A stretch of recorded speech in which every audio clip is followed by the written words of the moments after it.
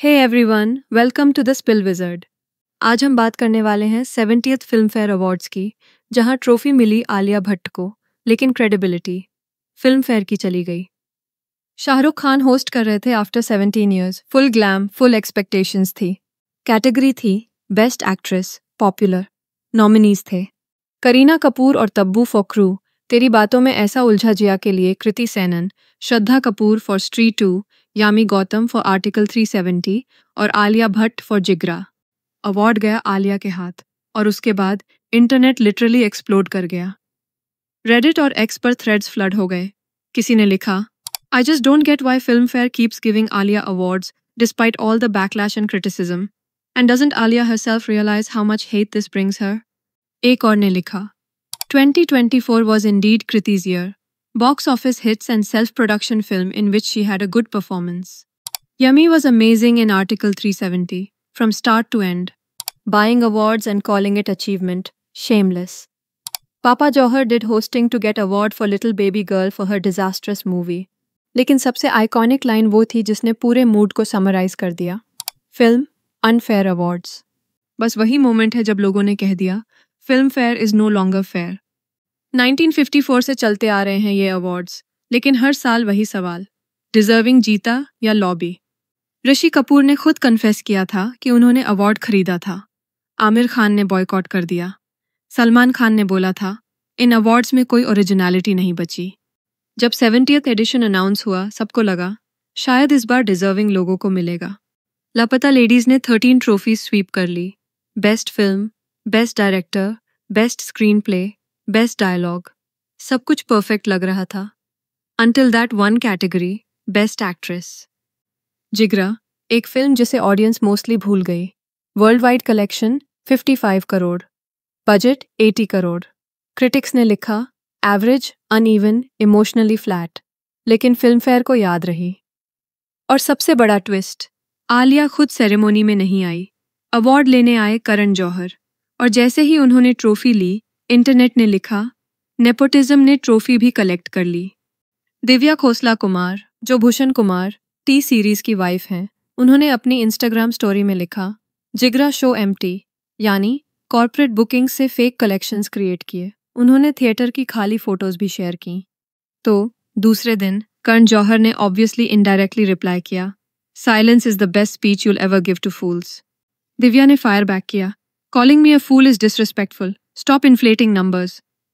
और पता है इसमें आयरनी क्या है? कर्ण खुद पहले कह चुके थे, corporate bookings are killing the industry, और अब देखो वही ट्रिक खुद यूज कर ली। मतलब हिपोक्रेसी का लाइव डेमो हमें यही मिल गया। और अब एक और ट्विस्ट, संजय लीला भंसाली ने एक इंटरव्यू में खुद कन्फेस किया था। इंशाल्लाह कैंसिल होने के बाद आलिया इतनी अपसेट थी कि उसने खुद को रूम में लॉक कर लिया। कुछ दिन बाद भंसाली ने कॉल किया और गंगूबाई उसके हाथ लग गई। ये कहानी सिर्फ इमोशंस की नहीं थी, ये रिमाइंडर था कि बॉलीवुड में एक ही रूल चलता है, नेपोटिज्म ऑलवेज फाइंड्स अ वे। बहुत लोगों ने लिखा था, कंगना या दीपिका होती तो रोल और भी ग्रैंड लगता। बिकॉज गंगूबाई सिर्फ एक वाइट साड़ी और हैवी एक्सेंट का गेम नहीं था, उस रोल में चाहिए थी एक औरत की मजबूती, उसका जख्म और उसी दर्द से निकली ताकत। दीपिका ने पद्मावत और छपाक में वो इमोशनल डेप्थ और इंटरनल फायर दिखाई थी। कंगना ने मणिकर्णिका और क्वीन में वो रॉ कमांड और इंटेंसिटी लाई थी जो गंगूबाई के डायलॉग्स को और इम्पैक्टफुल बना देती। लेकिन इंडस्ट्री ने फिर भी सेफ बेट चूज किया, द लॉबी फेवरेट। एक बार फिर प्रूव हो गया, बॉलीवुड रिस्क नहीं लेता, कनेक्शंस फॉलो करता है। ऑडियंस के लिए ये सिर्फ एक अवार्ड नहीं था, एक पैटर्न था।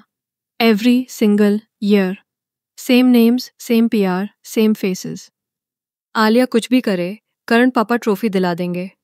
This isn't public choice, it's private lobby choice. और जब आलिया ने इंस्टाग्राम पर थैंक यू पोस्ट डाली, कमेंट्स लिमिट कर दिए, क्योंकि उन्हें पता था बैकलैश आने वाला है। कुछ यूजर्स ने पोस्ट के नीचे कमेंट किया, if you have any shame left, just hand over the award to Kriti. Award for a flop movie and a below average performance, I am baffled. For Jigra, seriously this really shows the authenticity of Filmfare awards. Kriti Sanon का Teri Baaton Mein Aisa Uljha Jiya, 130 crore worldwide club, एक concept जहां emotions और technology mix हुए, और कृति ने दोनों handle किए effortless grace के साथ। क्रिटिक्स ने लिखा था, Kriti Sanon is the emotional heartbeat of the film. She makes the impossible feel real. एक रोबोटिक लव स्टोरी को बिलीवेबल बनाना इजी नहीं होता, लेकिन कृति ने ऑडियंस को कनेक्ट कर दिया।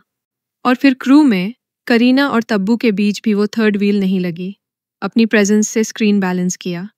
लेकिन अवार्ड नहीं, क्योंकि कृति के पीछे ना करण है ना कोई लॉबी, सिर्फ ऑडियंस का प्यार और उसकी मेहनत।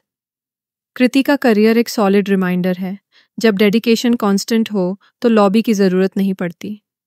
आर्टिकल 370 में यामी की फ्लॉलेस परफॉर्मेंस थे। क्रिटिक्स ने लिखा, Yami Gautam carries the film like a pro. She doesn't act, she becomes the role. एक इंटेलिजेंस ऑफिसर का role, full control, subtle power, no drama. Film चली भी। फिर इग्नोर क्यों? Because Yami belongs to no camp.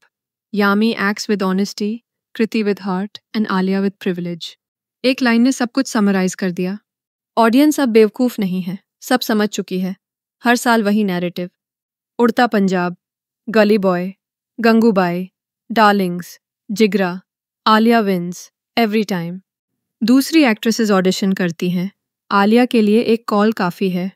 That's not struggle, that's access. और वही access हर साल award बन जाता है। ये अवार्ड एक प्रॉप नहीं थी, ये सिंबल थी इनसाइडर्स वर्सेस आउटसाइडर्स का। कृति, यामी, राजकुमार, प्रतिभा सबने अपनी जगह बनाई टैलेंट से।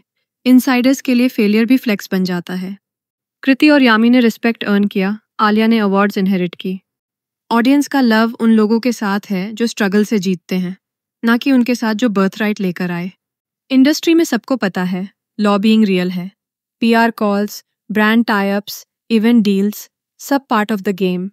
अवार्ड्स अब परफॉर्मेंस पे नहीं, अटेंडेंस पे मिलते हैं। जो पार्टी करेगा, ट्रॉफी ले जाएगा। आउटसाइडर्स जीतते हैं तो मॉन्टाज, इनसाइडर्स जीतते हैं तो स्पॉटलाइट, वायलिन और स्पीचेस। ऑडियंस अब थक चुकी है, वो ट्रोल करती है, मीम्स बनाती है। देखो, आलिया टैलेंटेड है, नो डाउट। हाईवे, राजी, गांगुबाई, स्ट्रॉन्ग परफॉर्मेंसेस। लेकिन जिगरा, फ्लैट, फोर्स्ड, फॉरगेटेबल। इस बार का बैकलैश सिर्फ रिएक्शन नहीं, वार्निंग थी। ऑडियंस देख रही है और बोल भी रही है। क्या आपको लगता है आलिया ने जिगरा के लिए सच में डिजर्व किया ये अवार्ड, या फिर ये सब एक स्क्रिप्टेड नेपोटिज्म परेड था? कमेंट करके बताओ। मिलते हैं नेक्स्ट फिल्म में।